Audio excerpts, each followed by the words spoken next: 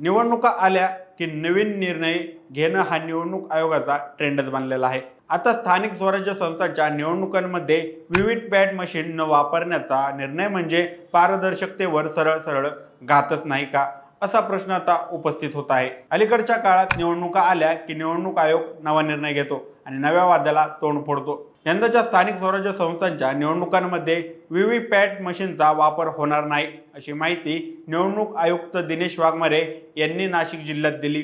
त्यामुळे मतदानाची पावतीही मतदारांना मिळणार नाही। या निर्णयावर विरोधकांकडून टीका होण्याची शक्यता आहे।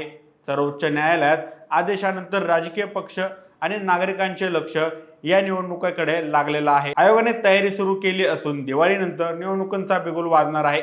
नाशिक विभागातील मनपा, झेडपी व महानगरपालिका निवडणुकांचा आढावा घेतल्यानंतर वाघमारे यांनी स्पष्ट केलं की मनुष्यबळाच्या कमतरतेमुळे व्हीव्हीपॅट वापरणं शक्य होणार नाही। निवडणुका टप्प्याटप्प्याने घेतल्या जातील। ऑक्टोबरच्या अखेरीस निवडणूक प्रक्रिया सुरू होणार असली तरी पारदर्शकतेवर उठणारे प्रश्न आणि नागरिकांचा विश्वास आयोगासाठी मोठं आव्हान ठरणार आहे। याबाबत तुमची मते काय आहेत, कमेंट करून नक्की कळवा।